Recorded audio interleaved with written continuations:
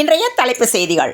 அரசு நிதியுதவி பெறும் பள்ளிகளில் தமிழ் வழி கல்வி பயின்று உயர் கல்வி பயிலும் மாணவிகளுக்கும் புதுமை பெண் திட்டத்தின் மூலம் உதவித்தொகை வழங்கும் திட்டத்தை முதல்வர் மு.க.ஸ்டாலின் வரும் 30ஆம் தேதி தூத்துக்குடியில் தொடங்கி வைக்கிறார். யார் எங்கு நின்று வழிபடுவது என்ற மரபு உள்ளது என்று இளையராஜா விவகாரத்தில் தர்மபுரம் ஆதீன கர்த்தர் கருத்து தெரிவித்துள்ளார். காவிரி நீர்பிடிப்பு பகுதிகளில் பெய்யும் மழையை பொறுத்து மேட்டூர் அணைக்கு நீர்வரத்து அதிகரிக்கும் இந்நிலையில் அணைக்கு நேற்று முன்தினம் வினாடிக்கு 7148 கன அடியாக இருந்த நீர்வரத்து நேற்று 7368 கன அடியாக அதிகரித்தது. கலைஞரின் கனவு இல்லம் திட்டத்திற்கு தமிழக அரசு மேலும் ரூபாய் 400 கோடி நிதி ஒதுக்கீடு செய்து முதலமைச்சர் மு.க.ஸ்டாலின் அறிவித்துள்ளார். கலைஞரின் கனவு இல்லம் திட்டத்தின் கீழ் 2024-25ஆம் ஆண்டில் 1 லட்சம் புதிய கான்கிரீட் வீடுகள் கட்டுவதற்கு ஒரு வீட்டிற்கு ரூபாய் 3.5 லட்சம் நிதி ஒதுக்கீட்டிற்கான அனுமதி ஆணை வழங்கப்பட்டுள்ளது. திருப்பூரில் பள்ளி வேனில் வந்த அக்காவை அழைக்க சென்ற 3 வயது தம்பி அக்கா என்று அழைத்து கொண்டு பள்ளி வேன் முன்பு வந்து நின்ற நிலையில் டிரைவரின் கவனக்குறைபாட்டால் பரிதாபமாக சிறுவன் உயிரிழந்துள்ளான். திருச்சியில் முன்னாள் முதல்வர் மு. கருணாநிதி பெயரிலான நூலகத்தை ரூபாய் 290 கோடி மதிப்பீட்டில் அமைப்பதற்கான நிர்வாக அனுமதியை முதல்வர் மு.க.ஸ்டாலின் வழங்கியதை அடுத்து தமிழக அரசு அரசாணை வெளியிட்டுள்ளது.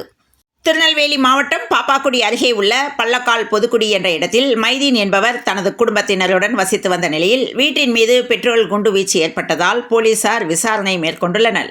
குட்கா முறைகேடு வழக்கில் முன்னாள் சென்னை காவல் ஆணையர் ஜார்ஜ் உள்ளிட்டவர்களின் மனுவை சிறப்பு நீதிமன்றம் தள்ளுபடி செய்தது. சென்னையில் நேற்றைய பெட்ரோல் டீசல் விலையை விட இன்று சற்று குறைந்துள்ளது. 1 லிட்டர் பெட்ரோல் ரூபாய் 101 ரூபாய் 3 காசுக்கும் 1 லிட்டர் டீசல் விலை 92 ரூபாய் 61 காசுக்கும் விற்பனையாகிறது. பரபரப்புக்கு பஞ்சமில்லாத தமிழக வாழ்வுரிமை கட்சித் தலைவர் தி. வேல்முருகன் வெள்ள நிவாரணம் என்ற பெயரில் ரூபாய் 2000ஐ பிச்சை போடுவது போல் இருக்கிறது என கூட்டணியில் இருந்து கொண்டே அரசுக்கு எதிராக ஆத்திரத்தை கொட்டியிருப்பதுடன் இன்னும் சில குறைகளையும் சூடாக சுட்டிக்காட்டியிருக்கிறார். வேடந்தாங்கலில் வெளிநாட்டு பறவைகள் குவிவதாக தகவல் வெளியாகியுள்ளது. நீலகிரி மாவட்டம் பந்தலூர் அருகே படைச்சேரி என்ற இடத்தில் ஜானகி 84 என்பவரது வீட்டு கதவை உடைத்து உள்ளே சென்ற யானை கட்டிலுக்கு அடியில் வைத்திருந்த அரிசி உட்பட உணவுப் பொருட்களை எடுத்து ருசித்துள்ளது. இந்த நிலையில் பெண்கள் கட்டிலுக்கிடையில் பதுங்கியுள்ளனர். ரயில்வே ஊழியர்களின் பணிகளை அங்கீகரிக்கும் விதமாக ஒவ்வொரு ஆண்டும் மத்திய அரசு ரயில்வேயில் பல்வேறு மட்டங்களில் பணியாற்றும் 100 சிறந்த பணியாளர்களை தேர்வு செய்து அவர்களுக்கு அதிவிசிஷ்ட் ரயில் சேவா புரஸ்கார் என்ற விருதை வழங்கி கௌரவித்து வருகின்ற நிலையில் 800 பயணிகளின் உயிரை காப்பாற்றிய ஸ்ரீ வைகுண்டம் ஸ்டேஷன் மாஸ்டருக்கு ரயில் சேவா புரஸ்கார் விருது வழங்கப்பட்டது. கிண்டி மருத்துவர் கத்தியால் குத்தப்பட்ட விவகாரத்தில் இளைஞருக்கு நிபந்தனை ஜாமீன் வழங்கி நீதிமன்றம் உத்தரவிட்டுள்ளது. 10ஆம் வகுப்பு பொதுத் தேர்வில் தமிழ் பாடம் கட்டாயமா இல்லையா என்ற கேள்வி எழும்பியுள்ள நிலையில் அது பொய்யான தகவல் என்று தமிழக அரசு அறிவித்துள்ளது.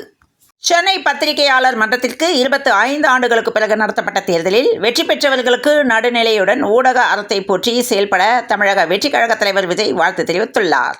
மின் வாரிய அலுவலகங்களில் ரூபாய் 4000க்கும் அதிகமான மின் கட்டணத்தை நேரடியாக செலுத்தும் வசதி கணினியில் முடக்கப்பட்டுள்ளது. முறையான அறிவிப்பின்றி நடைமுறைப்படுத்துவதால் ஊழியர்களும் பொதுமக்களும் அவதிக்கு ஆளாகியுள்ளதாக மின் ஊழியர் மத்திய அமைப்பு கண்டனம் தெரிவித்துள்ளது. கொடுங்கையூரில் குப்பை எரிவுலை திட்டத்தை கைவிட வேண்டுமென்று சமூக அமைப்புகள் கோரிக்கை விடுத்துள்ளது. சென்னை சென்ட்ரல் எழும்பூர் தாம்பரத்தை தொடர்ந்து 4வது ரயில் முனையமாக பெரம்பூர் ரயில் நிலையத்தை மாற்ற ரூபாய் 428 கோடியில் விரிவான திட்ட அறிக்கை தயாரித்து ரயில்வே நிர்வாகம் தரப்பில் ரயில்வே வாரியத்துக்கு கருத்துரு அனுப்பப்பட்டுள்ளது. கிழக்கு கடற்கரை சாலையில் உள்ள 13 மீனவ கிராமங்களுக்கு முழுவதுமாக மின்சாரம் வழங்க நடவடிக்கை எடுக்கப்படும் என்று சுகாதாரத்துறை அமைச்சர் மா. சுப்பிரமணியன் தெரிவித்துள்ளார். அகவிலைப்படி உயர்வு வழங்க கோரி போக்குவரத்து ஓய்வூதியர்கள் அரை ஆடை போராட்டம், சாலை மறியல் ஆகிய போராட்டங்களில் ஈடுபட்டனர். ஒரே நாடு ஒரே தேர்தலை பாஜ கொண்டு வரவில்லை. ஏற்கனவே இருந்த ஒரே நாடு ஒரே தேர்தலை தான் பாஜ திரும்ப கொண்டு வருகிறது. பாஜவின் வளர்ச்சி எத்தனை மனிதர்களுக்கு பிரச்சனை ஏற்படுத்தியுள்ளது என்பதை பழனிசாமியின் பேச்சு காட்டுகிறது என தமிழக பாஜ தலைவர் அண்ணாமலை தெரிவித்துள்ளார். டாக்டர் மீது ஏன் வழக்கு பதிவு செய்யவில்லை என்று கத்தியால் குத்திய விக்னேஷனுக்கு நிபந்தனை ஜாமீனை வழங்கி ஐகோர்ட் உத்தரவிட்டுள்ளது. ஆட்டோக்களுக்கு புதிய கட்டணம் என்று விரைவில் அறிவிப்பு வெளியிடுவதாக அரசு தகவல் தெரிவித்துள்ளது. கோவையில் நடைபெறும் 4 நிகழ்ச்சிகளில் பங்கேற்பதற்காக துணை முதலமைச்சர் உதயநிதி ஸ்டாலின் இன்று கோவை செல்கிறார்.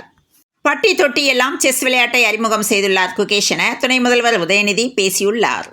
கஞ்சா வழக்கில் நீதிமன்றத்தில் ஆஜராகாமல் இருந்ததால் பிடிவாரண்ட் பிறப்பிக்கப்பட்ட சவுக்கு சங்கரை சென்னையில் செவ்வாய்க்கிழமை கைது செய்த போலீசார் இன்று தேனிக்கு துப்பாக்கி ஏந்திய போலீஸ் பாதுகாப்புடன் அழைத்து வந்தனர். EVKS இளங்கோவன் மறைவைத் தொடர்ந்து அவர் வெற்றி பெற்ற ஈரோடு கிழக்கு தொகுதி காலியானதாக தேர்தல் ஆணையத்துக்கு சட்டப்பேரவை செயலகம் தெரிவித்துள்ளது. இதையடுத்து பிப்ரவரியில் தேர்தல் நடத்தப்படலாம் என எதிர்பார்க்கப்படுகிறது. கேரள மாநிலத்திலிருந்து அபாயகரமான மருத்துவ கழிவுகளை வாகனத்தில் கொண்டு வந்து நிலைய அருகேயுள்ள நீர்நிலைகளில் கொட்டியது மக்களிடையே அதிர்ச்சியை ஏற்படுத்தியுள்ளது.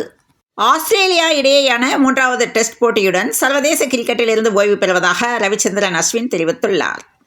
சர்வதேச கிரிக்கெட் போட்டிகளில் இருந்து ஓய்வு அஸ்வினின் திடீர் முடிவால் ரசிகர்கள் அதிர்ச்சியுற்றனர். இந்தியாவுக்கு 275 ரன்கள் இலக்கு. பரபரப்பான கட்டத்தில் 3வது டெஸ்ட் வழிவிடுமா மழை என்ற கேள்வி எழும்பியுள்ளது. தங்கம் விலை நேற்றை விட இன்று குறைந்துள்ளது.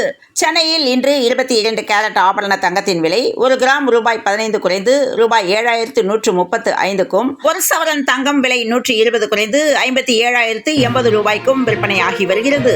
தெற்கு வங்கக்கடலில் நிலவி வந்த காற்றழுத்த தாழ்வு பகுதி தென்மேற்கு வங்கக்கடல் பகுதிகளில் நிலை கொண்டுள்ளது. இது தீவிர காற்றழுத்த தாழ்வு பகுதியாக வலுப்பெற்று மேற்கு வடமேற்கு திசையில் தமிழக கடலோர பகுதிகளை நோக்கி நகர இருக்கிறது. இதன் காரணமாக இன்று வட கடலோர தமிழகத்தில் அநேக இடங்களிலும், இதர தமிழகத்தில் ஒரு சில இடங்களிலும், புதுவை மற்றும் காரைக்கால் பகுதிகளிலும் இடி மின்னலுடன் கூடிய லேசானது முதல் மிதமான மழை பெய்யக்கூடும் என்று சென்னை வானிலை ஆய்வு மையம் தகவல் தெரிவித்துள்ளது.